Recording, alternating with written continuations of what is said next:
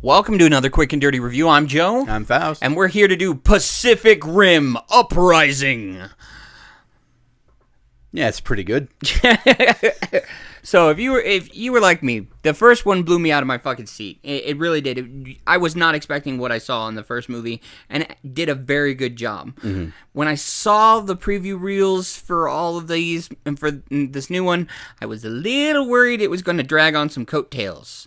So my bar just kept getting lower and lower with every preview, because I was worried they were going to jump the shark. Well, how much further can you jump the shark than an all-star dream team of giant, like buildings tall robots fighting monsters from another dimension? Like, where do you jump the shark on that? You combine three of the monsters into one mega monster, and then you fight it with four. Yeah, that would be pretty far-fetched. Four giant robots piloted by teenagers with attitude. Now, do you understand why I said I was worried they were jumping the shark on this one? So let me tell you about this. We'll start off from the beginning. So this is 10 years later. Yeah. In Pentecost. After the events of the original Pacific Rim, Pentecost is apparently the only carryover name that actually existed or had any relevance to the story whatsoever. Besides the female lead from the first one, I was trying to remember her name. Not Mari. Where is it? It's here somewhere.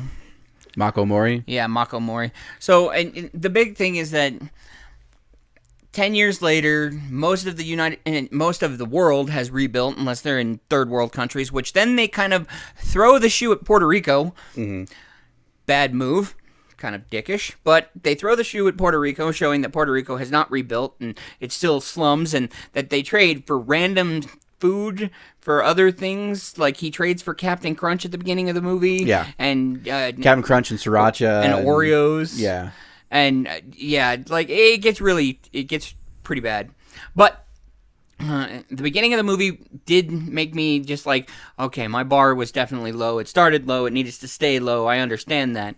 And, of course, as it evolves, it definitely did this. The bad guy, it totally roped me in for the wrong character, and I was happy about that. Mm-hmm. I lead movies very well, but since I was worried that the bar was just going to be so low for this movie, that I was just like, yep, that's the bad guy. That's the person that we're not going to like. And then they totally switched it up on me. So I liked that part. I also liked where it went into teenagers with attitude walk around, and then they start to have feelings for each other, and no, kaiju attack. Yeah. You're not allowed to do that. And then it was just like, but we want to get romantic, and no, kaiju attack. Yeah. And it was just like, it flirted with the idea of being high school drama or kid drama, and then it just was just like, there are big fucking monsters. You have big robots over there.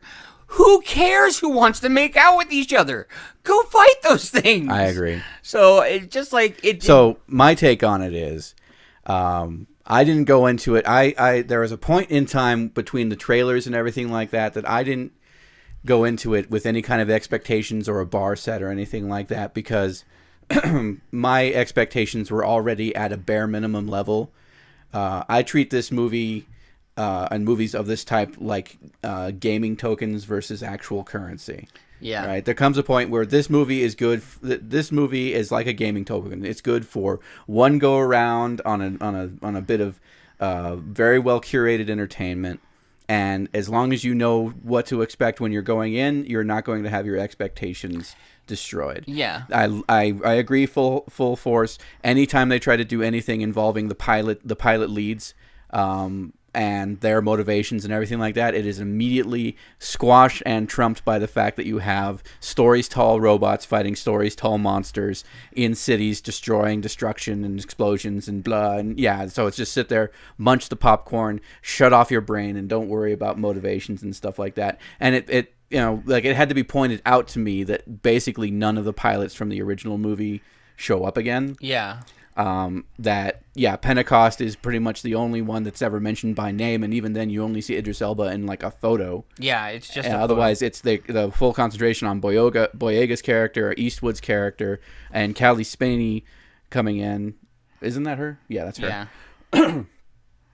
And other than that, the only two characters that I could see that returned that I remember from the original movies were Bern Gorman and Charlie Day as Dr. Gottlieb and Dr. Geisler. Yeah, they came So back. they come back again, but that's because they were probably some of the more comedic relief, charismatic parts of the original movie. Right. We had Charlie Hunnam. I think Hunnam. Yeah. He was the main male lead in the first movie. He wasn't in this movie at all. And that's actually one of the things I would say that bothered me afterwards, after I got over the whole thing. And I know it didn't bother you. It didn't bother me at all. But for me, they could have very well stuck in a one-liner like, "Oh man, I'm so sad that they could have alluded to died," or But really, once again, it's like, anything to do with the previous pilots, anything that is the same as anything to do with the current pilots, or anything going on with anybody human at all in this movie is absolutely 100% immediately counteracted by the fact that everybody knows what they're here to see coming in. And big fucking everything that goes into robots. it, like if I had to detract from anything in this movie, it takes too long to get to giant robots and monsters, and they spent too much time wanking over the graphics and the designs, and basically might have done that. It felt like that montage in the most recent Transformers movie, where they show the Decepticon lineup and all the names. And this is Starscream. Remember to look for this name in your action figure aisle at your toy stores. No, not Toys R Us anymore, but. It might still live. No, it's not. It's gone. Sorry, it's dead. But they have a kaiju stepped on it. Oh. Yeah. All right. Well, that was quick and dirty reviews. So eating a fig. Thanks for joining us. If you like this, you want to see more, let us know. Let us know what old or new movies, and we will see you guys next time. Definitely.